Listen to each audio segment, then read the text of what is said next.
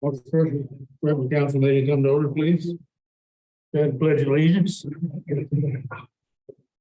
Pledge allegiance to the flag of the United States of America and to the republic which stands one nation under God.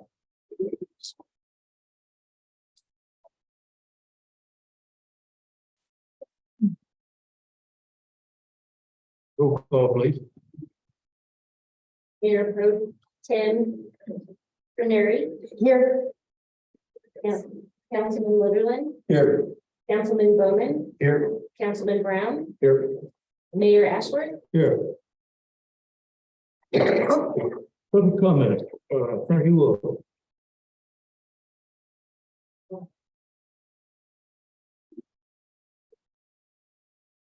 Hey, Frankie Wolf, 105 and 112 West El Paso Avenue.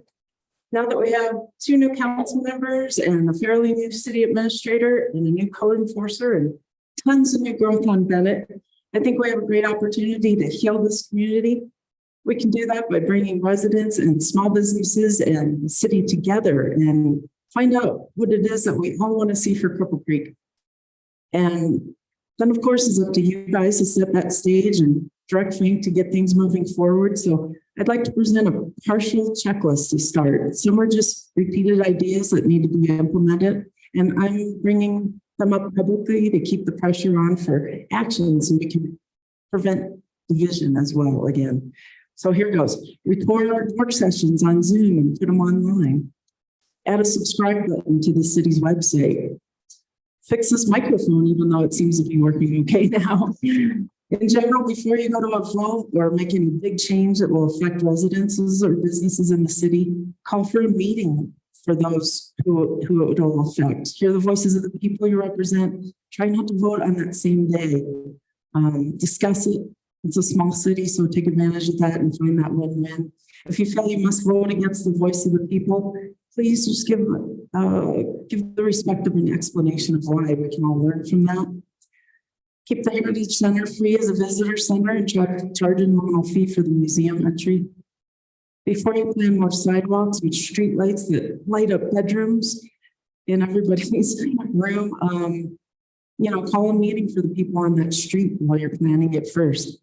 Work with the schools to get that dismal school rating shown on all the real estate apps, because that lowers property values. And how are we going to get young people with families to fill jobs and live up here? Call for a meeting with the short-term rental owners and completely redo those ordinances. These unreasonable rules have cost homeowners the sale of their homes. Cripple Creek is losing family tourism and their tourist dollars and potential future residents. It limits rooms, it hurts small businesses, it's put some of them out of business already. It's potentially damaging to historic homes. It lowers property values and creates resentment towards the city. And you're not going to be able to force affordable workforce housing out of these short-term rentals because they're really mostly nicer homes.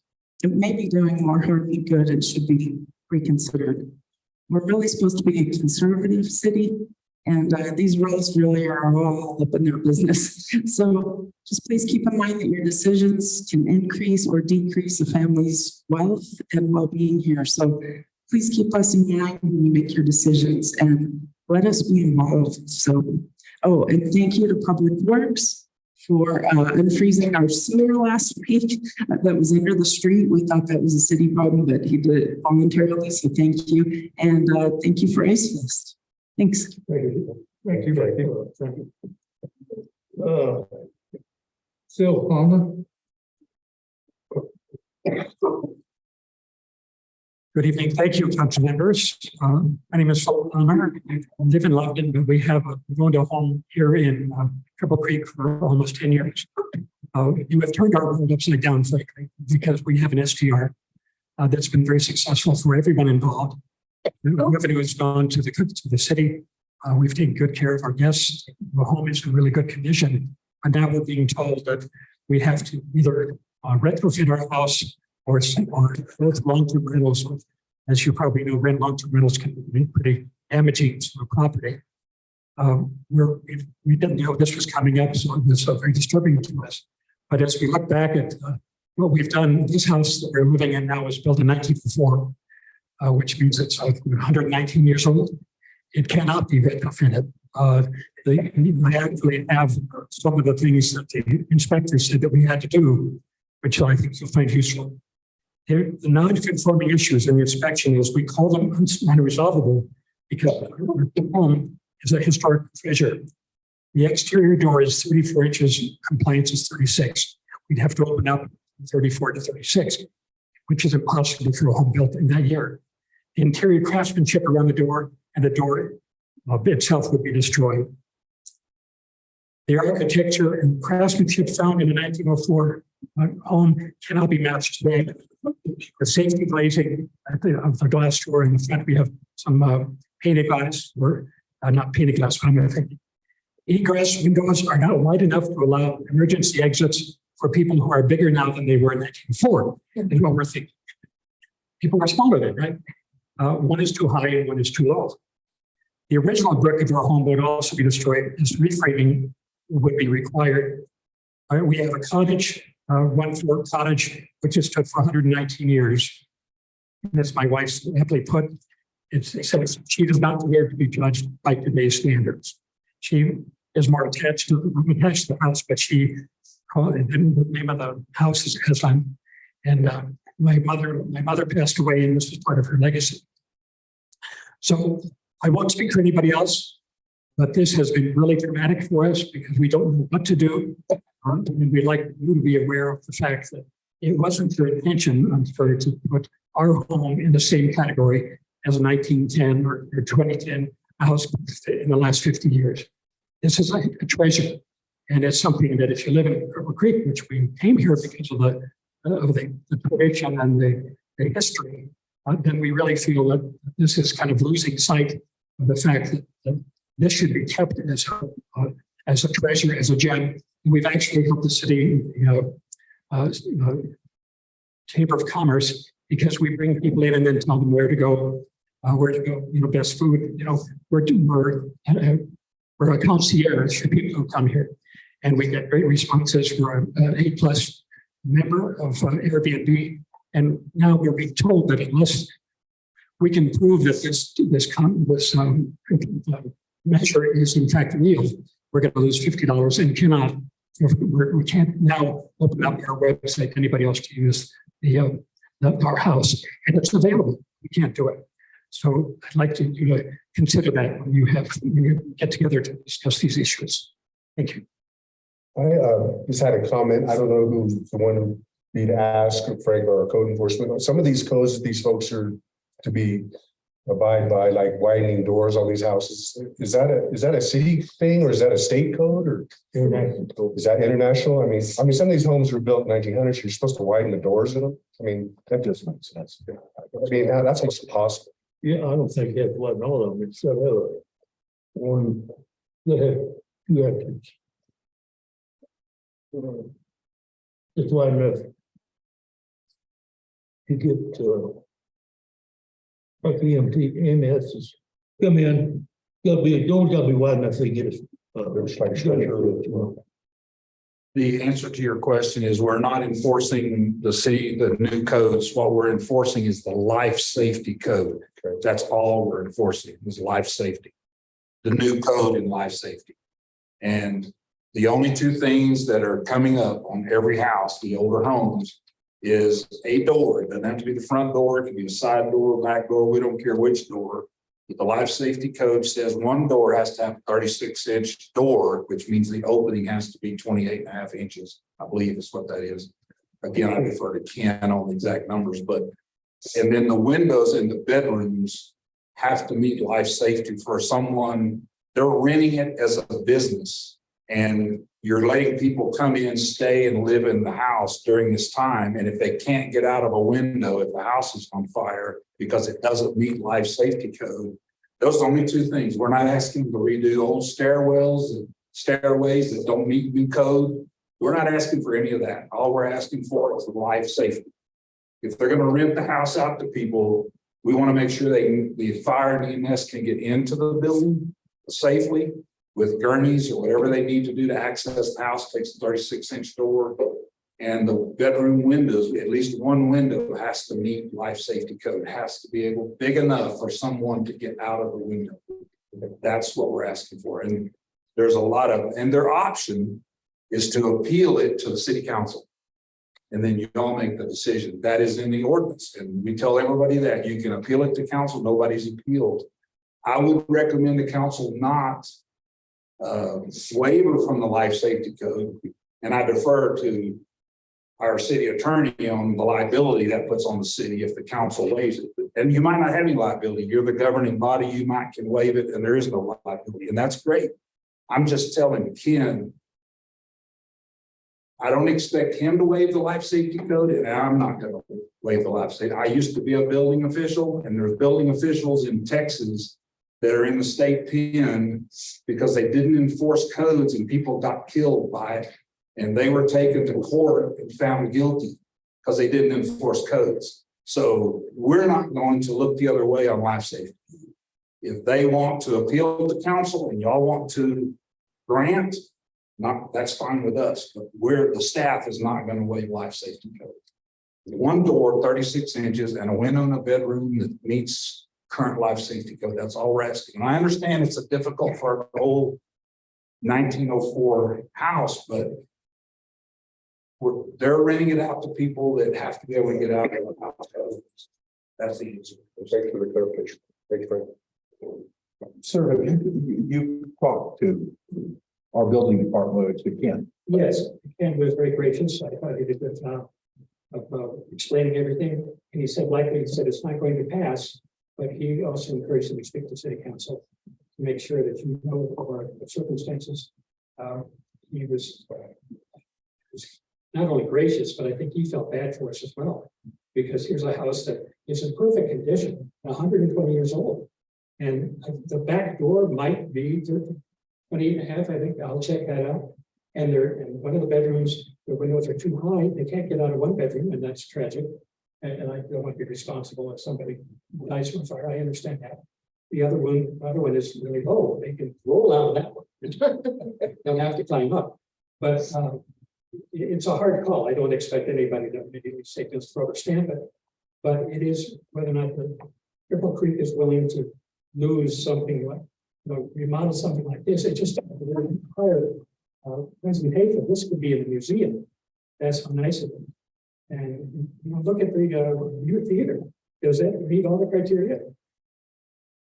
I guess I need to interrupt because we're getting into detail that if he wants to appeal, y'all don't need to be listening to this right now. This is his. Right. He would be making this comment to y'all after we set a public hearing and the council gets to vote on. So I don't encourage you to keep this conversation going. This is a citizen comment period. It's not for interaction because I don't want y'all to get into a position where you can't vote on something because you've already had a discussion. So just be cautious of that. That makes sense. Yeah. So if you want to appeal, I'd recommend you appeal. We'll bring you back to council. You can present your case and then the council can vote on what you're asking. That's the process. Okay. Thank you. Yeah, thank you. Thank you, Frank, for clarifying. Yes. Approval of minutes, prior meetings of February 15th. I motion that we approve the minutes, February 15th, 2023 regular meeting. I'll second that. Vote please. Councilman Brown, Yes. Councilman Bowman, Yes. Councilman Wortherman, Yes. Mayor Pro Tem Trenary, Yes, Mayor Ashworth. Yes. Reports to the city manager. Thank you, Mayor. A couple of people that worked for the city a long time. Brian Stimmitz has 15 years as a reserve firefighter for us. So if you see Brian, thank him. Carol Stotts, who left early, she should be here, 20 years HR for the city. So you have a lot of employees that have been here a long time, including the one that's going to get up here and give your finance report. The other thing I wanted to thank publicly is Vero Broadband. The first weekend of Ice Fest, we didn't have enough Wi-Fi service up here. We didn't have phones working. There's so many people here. We didn't have service. So if you'll remember a while back, we did a deal with Vero Broadband to let them put a tower up on the cemetery. And I put a call into her and they came into town and put a antenna at Third and Bennett. And if you saw a little table there with their stuff on it, we let them put that there as part of Ice Fest because they helped us with Wi-Fi. And they also told us on any of our events, if we have this issue, they'll come help us out with Wi-Fi. So thank you, Vero Broadband. Thank you. Okay. Finance Director, Paul. Good evening, council. The Division of Gaming put January's raw data up yesterday on their website. So I put that report out to you yesterday, crunched all those numbers. On a statewide basis, adjusted gross proceeds were down 2.9% or 2.9 million, 3.3% over December. But that's kind of a usual trend. December's most boosted by New Year's Eve and all the holiday time that people have. So we're kind of following the normal trend. Cripple Creek individually coin in and table drop comparing January of 23 to January of 22 was down 2.3 million or 1.4%. Remember, that's looking at what we consider their top level sales. Adjusted gross proceeds, which can flex depending on how loose or tight the machines are set. Comparing January 23 to 22 was up almost 530K or 4.6%. So we're off to a pretty good start. It'll be interesting to see how the year plays out. Thank you. Thanks, Paul. Thank you, Paul. Okay, proclamation, presentations, updates, and other items. Ted Borman, Mastermind Center, recognition of the city of Cripple Creek.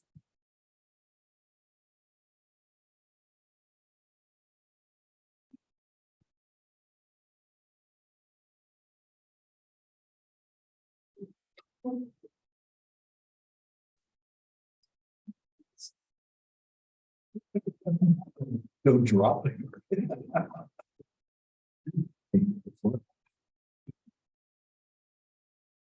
All right. Good evening, Honorable Mayor and City Council. I'm Ted Gordon, Executive Director for the Community of Caring Foundation here in Cripple Creek. And along with me, I have our board chair, Mary Beals.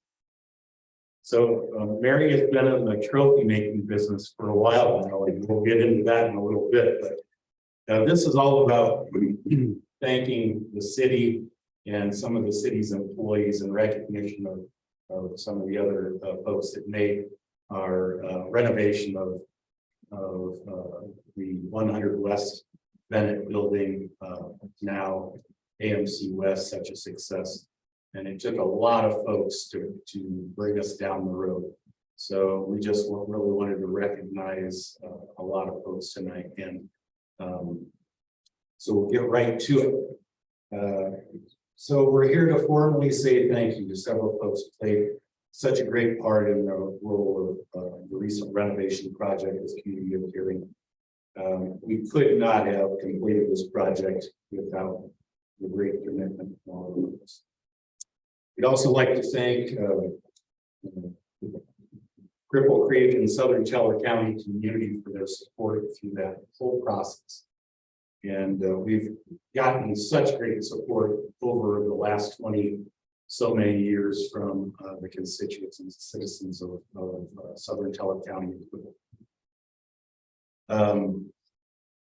So it's just been a great honor to be able to serve this community for all that time and to have the support of council, of the mayor, of so many great folks in the community that worked on the project, and the support of all of the residents in Southern Texas. So there's a few folks that we would like to mention before we get to the official thank yous to the city that we don't we never have an opportunity to thank in public. And so we're going to do that, even though they're not here. It's something that merits mention. So our friends from the Department of Local Affairs, Clay Brown and Greg Winkler, and Peter Guy, who really did such an amazing job of managing or helping us to get into the community development block grants and all of the guidance that they gave us. And of course, Clay has retired, and we haven't had an opportunity to thank Clay in person. So hopefully somewhere down the road, we'll drag him into a meeting and be able to thank him in person. All the great folks at Heartland Reliant, the general contractors that made that possible, all the great subcontractors that worked on the project. And I know Bruce, you were one of those, so thank you. And Jared. That's your. Yeah. The architect for the project, Gavin Paulson architect. Our own director of financial services, Beldine Meyer, who I told we were going to recognize tonight, or at least be able, and so she ran the other way. She is not somebody for being recognized in public, but anybody that knows Beldine knows she has incredible integrity and she never boasts on herself, but she does an amazing job for the organization. So we just wanted to put that out there. And then our all-star volunteer who volunteers nonstop pretty much, along with his wife Barb, but Rich was integrally involved in that whole project, start to finish, with a tractor at times and with concrete guys at times and just everything. So Rich, thank you so much for all your great work on that. So many more people that we could thank. But the last one that I really want to thank is Deb Downs, our contract administrator, through that whole process. She did an amazing job of guiding us through that process. Extremely detailed, tons of meetings, virtually and in person. So just wanted to put that out there. Deb did an amazing job. We could not have done that project without us. Now, getting to the more formal presentation for this. So first, we would like to recognize our mayor and city council for your great guidance through the process, for being able to sponsor us in this CDBG grant and allow us to apply for those funds and get almost $700,000 in funding through the CDBG process. So this is a certificate of appreciation for the city council and Mayor Ashworth. Thank you guys so much. So you get a little round of applause. I don't know how you want me to do this. Usually you guys are doing the presenting. Look at that. Yeah. Thank you. Thank you so much. All the effort that dedicated people in your organization has put forth over the years. And, you know, it's all come to reality and serve the community very well. Thank you so much. It was an honor to work with all you guys. Next up, we would like to Frank, leave the room.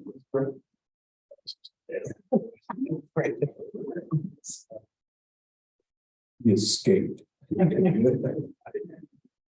Well, you did, and I'll tell you why. I know you weren't involved from the very beginning for this project, but the fact that you showed up for the grand opening, you did that. The employees that you allowed to do their job and go way above and beyond, that is because of leadership from you. And so this was a certificate for you for that process. You set the example for your employees. That is exactly going above and beyond. The next one we have is somebody who's been apparently now 20 years. You've been an employee of the city for 28 years. Oh my gosh, I was waiting. So when we were meeting first about this CDBG thing, there's so much confusion in that process. And Paul was right there from the very beginning. He said, we'll make this happen, we'll make this happen, we'll make this happen. We'll be able to do the financial transactions. I'll show you how this is going to work. And he made that process so incredibly easy and smooth. And so thank you, Paul, for your great work with us and making this just seamless process.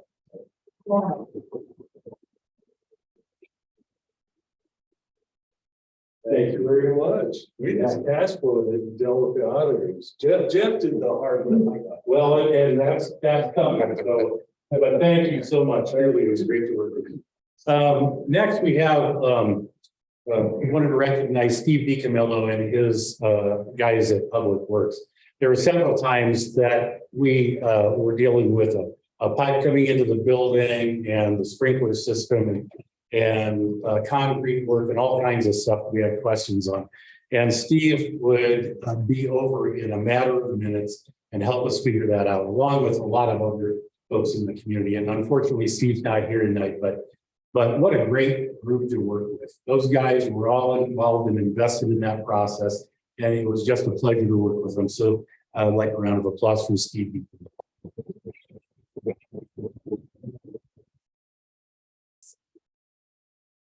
And last but not least, on my list, anyway, then we're going to go to Mary. So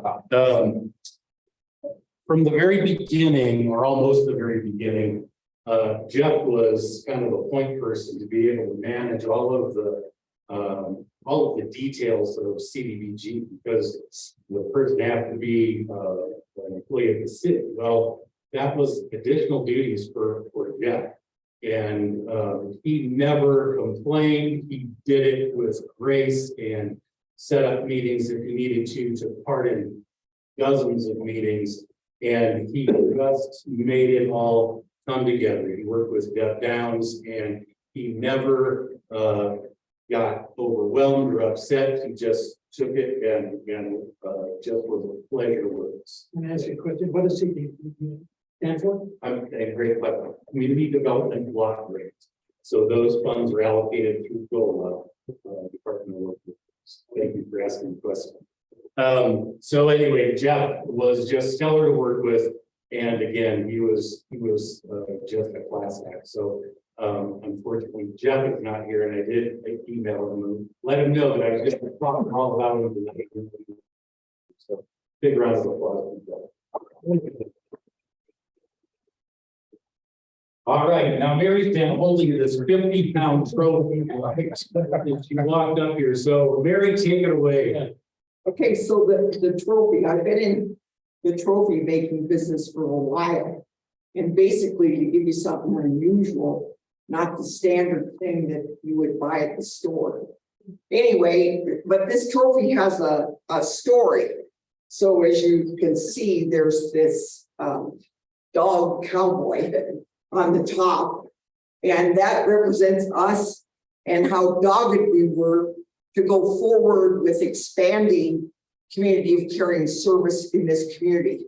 And we knew that we'd run out of room at the Aspen Wine Center and that we had to do something. And obviously, Madam June's 100 West Bennett Avenue came forward. And so again, here we were. And what happened was we knew through DOLA there might be a funding mechanism, but it was integral that we would partner with government. And right off the bat, DOLA said, get with the city appropriate. And yes, we did. And you were our ride. So here you are, the horse. Donkey. And then obviously both you and DOLA gave us this horseshoe of the luck, the synchronicity of the timing to actually go forward and know that we could purchase it and we can make it a reality through that funding mechanism. And then there's this odd thing that I found, and I'm sure Milford would know what this is, on the back of it, it's from some ancient piece of machinery that has all these measures on it. So I put that on there, and it's again to let you know that in January, we had $381,086 on a bridge loan for 1 West. And obviously, even at 4.5% interest, that really accumulates rather quickly. And it was going to be expanded out. But we felt that if we could pay it off, this would be what, I didn't add it all up, but it would be a large sum that could go to the people that we serve. So last year, we really worked hard, and I'm proud to take it say that on December 27th, we paid off that bridge loan. And so there is no monies that are encumbered against it. And again, it's freedom. And again, we're here as a presence to build the quality of life in this community, and we're in the trenches to help people. And I'm proud to say that new facility has brought about already a lot of good. And that's my speech. And I'm gonna have to set this over here, it's still dry. The glue. All right. Mary, anything further or any questions from anyone in the room that we can answer? We appreciate the trophy very much. Oh, yeah. It's archival to start with. Okay? Right. Okay. Thank you so much for everything you've done for us over the past 3 years. And truly, it's been a great honor working. Thank you so much. Thank you. Yeah, thank you guys for everything you do for the community. And God bless Rich, who I think again has embodied the gold standard of service. Again, humility and self-sacrifice. I can't preach that enough, and he's been a witness to that. And I again take inspiration when I see him all the time. Yeah. Okay. New business. Consider approval of the professional service agreement with AquaWorks DBA as owner's representative for the wastewater treatment plant. Right? Mayor, that's gonna be hard to follow. I don't think you can. You Now I gotta talk about a wastewater treatment. I'll do my best. Yeah, we can, anyway. Back on January the 4th, the council authorized us to advertise for our request for qualifications, RFQs, for our owner's representative for future upgrades to the wastewater treatment plant.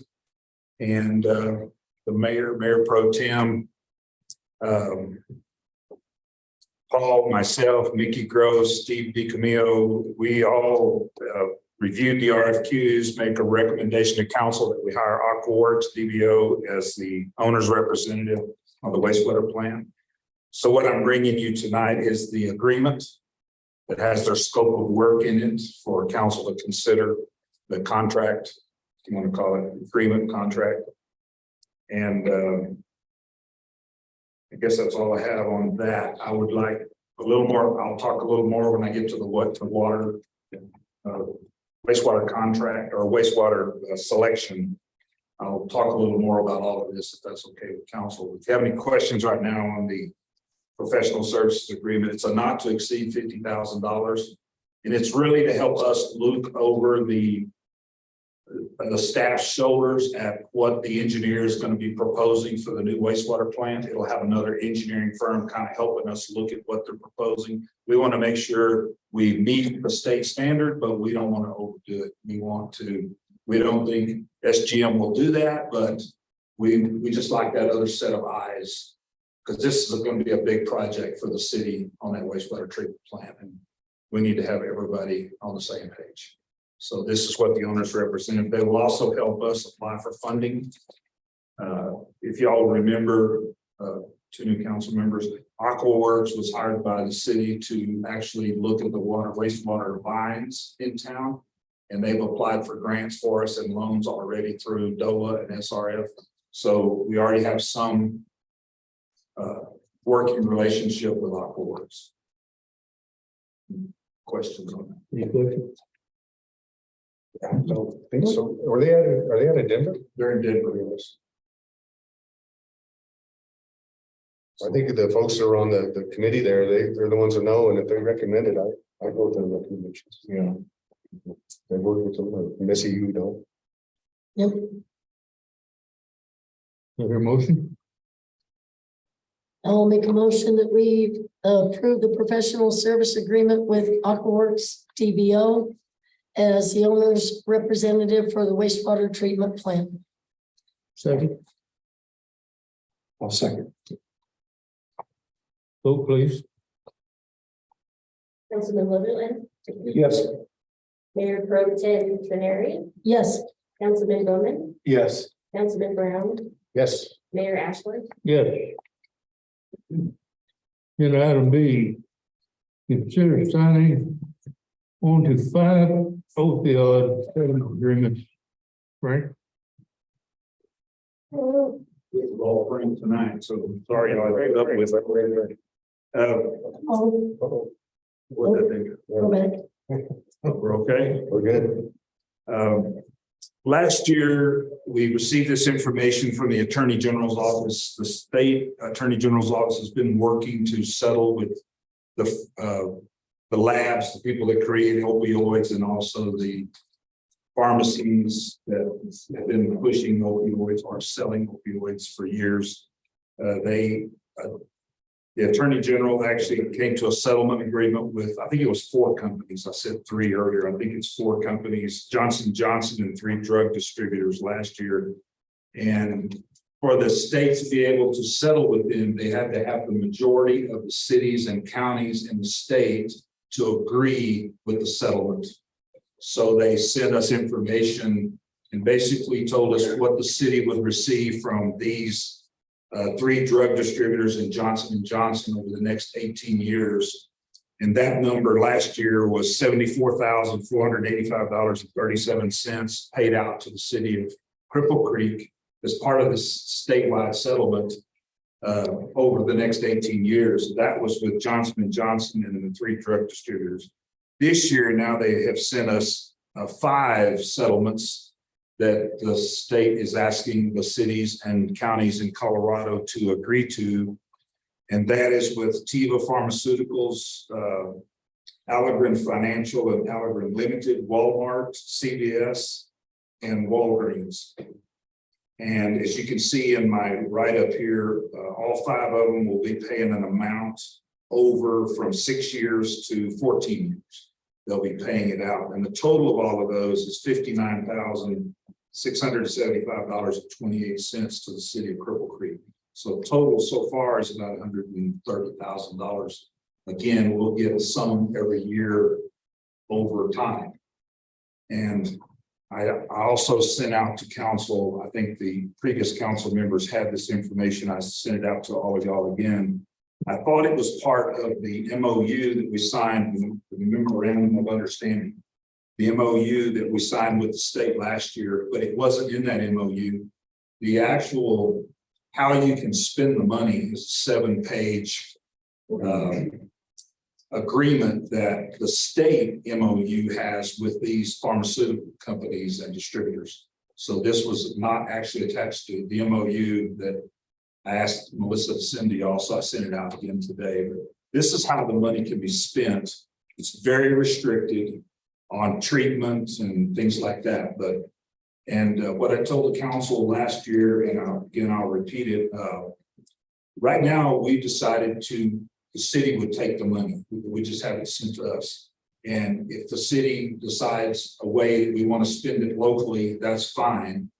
We are currently also involved with the Regional Opioid Council, which was set up in between El Paso and Teller County. So there's representatives from both counties sitting on this board. The 3 cities in Teller County is on that board. The 3 cities in Teller County have to rotate on the board, and the 3 small cities in El Paso County have to rotate, Manitou and those. So this year, 2023, is Cripple Creek's time to be on the board. So I will be at those board meetings and voting for Cripple Creek. And they're trying to come up with a plan, and it's millions of dollars that the region is getting. And they're trying to come up with a plan on how they're going to spend their funds. So what I had recommended to council last year is right now, let's take our money and we'll keep it. You can always decide if you like what they're going to do at the region. You can always give the money back to the region and let the region then spend the money, or we can still keep it locally over the period of time and spend it locally. That's a decision the council will need to make. Probably in the next year, we'll probably need to come back with a decision, but I really would like to wait until the regional committee comes up with a plan and how they're going to spend it. We'll see how that's going to affect Cripple Creek, and then it'll be more of a decision on how you want to spend them. So that's kind of where we're at. So what they're asking for now is we already have the MOU with the state. So if you're in agreement to basically what you're doing by agreeing is you're agreeing you're not going to sue these 5 companies in the future is basically what you're agreeing to. You're releasing these 5 companies from Cripple Creek ever suing them for opioid.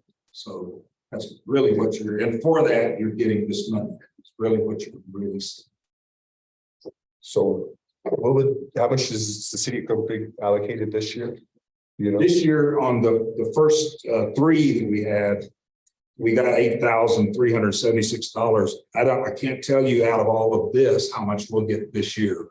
I didn't get that from the state, but we will be getting some this year of this. But some of it will be, again, it's paid out over different years.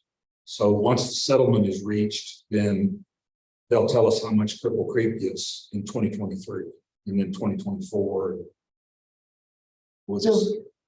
So Frank, this is in addition to the original J&J settlement? Okay. You know, like I said, the original J&J and those 3 drug distributors, the settlement last year will bring us $74,485.37 over the next 18 years. These next 5, I'll just go through them real quick. Walmart will pay a little over $8,000 over 6 years. Allegren will spend almost $7,000 over the next 7 years. CVS pays us a little over $15,000 over the next 10 years. Teva pays the city $11,000, almost $700 over the next 13 years.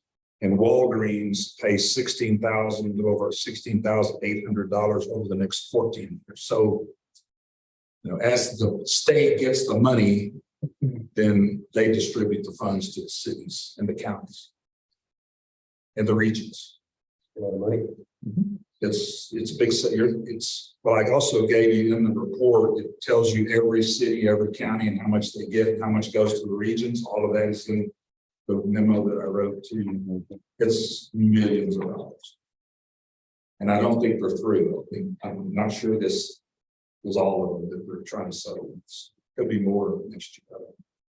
Any questions? More question? No. There a motion? Make a motion to sign on to the 5 opioid settlement agreements. I'll second. Vote please. Councilman Bowman, Yes. Councilman Brown, Yes. Mayor Pro Tem Trenary, Yes. Councilman Litherland, Yes. Mayor Ashworth. Yes. Agenda item C.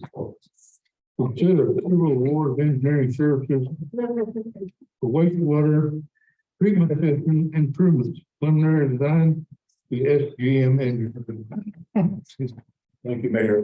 Back in December 7th, we came to council asking again for council to let us submit requests for qualifications for engineering services for future upgrades to the wastewater treatment plant. We did receive 7 requests for qualifications from different engineering firms.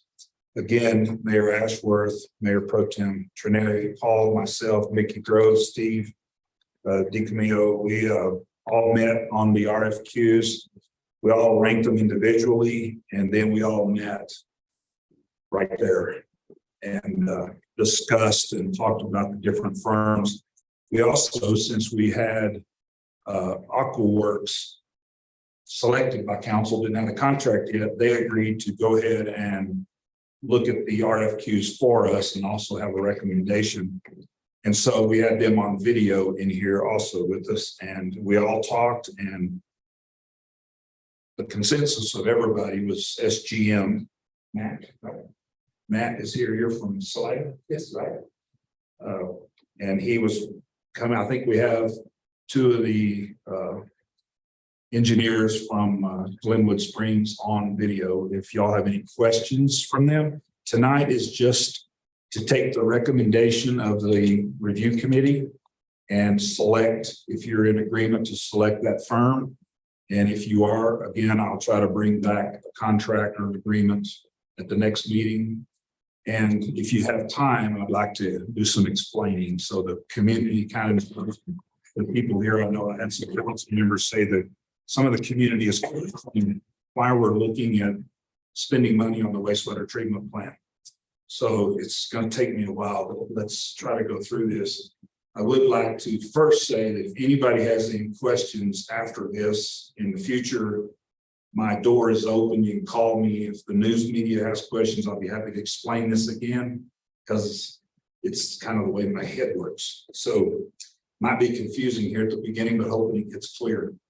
Right now, our treatment plant is in good shape. It meets, yes, sir. But we don't vote on it. You want to vote on it first? Okay. Yeah, hear a motion to consider approval. I'll motion that we approve the award of engineering services for water treatment system improvements, primary design to SGM Engineering. I'll second that. Vote please. Mayor Pro Tem Trenary, Yes. Councilman Litherland, Yes. Councilman Brown, Yes. Councilman Bowman, Yes. Mayor Ashworth. Yes. Yeah, Fred. I think it's very good to water. Our current treatment plant is in good shape. In the summer, we use about 40% capacity. It's rated a little under 1 million gallons a day. So right now we use about 400,000 gallons a day during the summer, about 200,000 gallons a day during the winter. So an average of about, so you have plenty of capacity. It's currently meeting state standards. What's happening is the feds have passed new standards and they pass it on to the state. And then the state, of course, has to pass it on. So right now the city is, our permit has expired, but the state is letting us continue to operate until a new permit is issued. We are not expecting the new permit until 2024. The state is currently or has currently evaluated the creek. That's what they're doing all over the state. Based on the findings of the creek, Cripple Creek into the Arkansas, they will set standards for our wastewater treatment plant. Mainly nitrates that we currently can't treat, phosphorus, which we currently can't treat, and maybe some metals. And that's going to be in the new permit. And we're not for sure what that permit is going to say and what we're going to have to meet. We don't even know how much it's going to cost. That's why we wanted to get an engineering firm on board. They're supposed to release the stream standards in the middle of this year. They'll be released. That should help SGM and AquaWorks to kind of look at what the stream standards are, maybe get an idea of maybe what our permit's going to look like next year. So here's the reasoning. We asked the council last year to look at extending and replacing water and wastewater lines in the city, because to grow the city, to have more houses or apartments built, we needed to extend. And some of those utilities just need to be replaced. They're old, Some of the sewer lines are so shallow, they even freeze up in the wintertime. So we started down that road first, and we've been very, Aqua Works helped us. Amy submitted applications for us through DOLA. We got a $400,000 grant from DOLA for engineering for the water and sewer lines. And then we've applied through the SRF fund to designate the city of Cripple Creek as a disadvantaged city. If we get that designation, which we think we will, we'll get an additional $300,000 for water engineering and $300,000 for wastewater engineering. And again, this is for the lines and under the streets, the water and sewer lines, has nothing to do with the wastewater plant. And then with that $1 million, we can engineer the replacement extension of water and sewer lines in town. And the engineers have tentatively estimated that number at about $9.8 million to do all of that work. So we've applied through the SRF, the state revolving fund, for that amount of money. We're hoping that the large percentage of that money will be grant. We won't know that until we get through the process with SRF, how much will be grant, how much will be loan. Let's just take it for instance. Let's just say a round number of $10 million for the project. If we're lucky and say 80% of that ends up being grant, and I'm just pulling that 80% out of my head, that means $8 million would be grant. We can go back to DOLA for another $1 million of construction. That would be a grant. So we get $9 million of grant, hopefully. We have $1 million of loan that we still have to pay on. The bear in the room is we don't know what that wastewater plant's going to cost us. We don't know what the requirements of the state's going to be to fix the wastewater plant to keep our permits. So in my head, I'm thinking we need to get the engineers involved. We need to get ahead of the game to get an idea of what that's going to cost us. If we can get even a thumbnail of what it's going to cost. Is it 4 million? Is it 2 million? Is it 10 million? Is it 20 million? You know, we don't have any idea. So my thought is if we can come up with some number at the wastewater plant and we can't afford $1 million to go to the water and sewer system because we need that loan to go to the wastewater plant, we might have to trim back how much water wastewater line replacement we can do to reduce the loan amount because we need the loan on the wastewater plant. See, that's money. That's what goes on. So can you go through grants also to improve the wastewater plant? Yes. That's one reason we have Aqua Works on the rep. They're going to help us once we get SGM working on what we need at the plant. They will start working on loan grants through DOLA and SRF, maybe even the federal rural development. There's also loan grants available at the federal level. But again, we don't know what that's going to be until, anyway, I think does that kind of explain the thought process I have? Sometimes it's off track. I don't know. I think it's good to be ready for this, like when the grant cycle comes around and we're ready to go and we're shovel ready, and that helps. So we'll say, yeah, we're ready. So good. Another little stuff. If we do need to downsize the water wastewater line, I would still like to use the engineering fees to go ahead and have all of it designed. And if we have to cut back on what we can do, we'll still have those projects on the shelf. The state, the feds always come out with more money every year, pretty much. Sometimes they call them tiger grants, but they're only for shovel-ready projects. Most small cities can't afford to hire engineering firms to go do shovel-ready projects and have this, you know, the project sitting on a shelf. Big cities do that all the time. They have their engineers go do that design. So if we have to trim back the water wastewater, we're still going to have the lines. We'd still have shovel-ready projects. So if federal grants come out, we've got shovel-ready projects. We apply. So that's another thought. So anyway, I think I've said enough. Is there any questions? We don't need money in question. No. One more thing. What's the estimate of people attending the access for over the 2 weekends? I don't have any idea. There are lots. Well, there's like 6,000 the first Saturday. I don't know how many the last weekend. Were you mean numbers or money or numbers? Numbers. I don't know how many second. All I know is that Chief, your officers have any idea what their estimate? Thank you. I know I walked through the casinos and the casinos were busy. I saw Matt working on a machine. And I said, how's it going? He said, more than 30,000 people. And he was still working. I said, don't worry about it. And I kept going. So 30,000 people went through Wildwood. I don't know how many people were here over.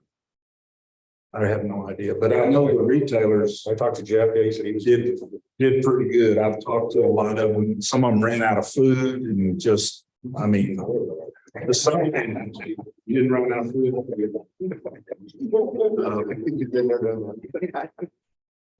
It was a great week and a half, Mayor. I mean, I haven't heard, there's a few little things I'm gonna work on for next year, but then I think the majority was great. It was good. Thank you all for your support. Thanks, Frank. That's all we have for tonight, so meeting adjourned.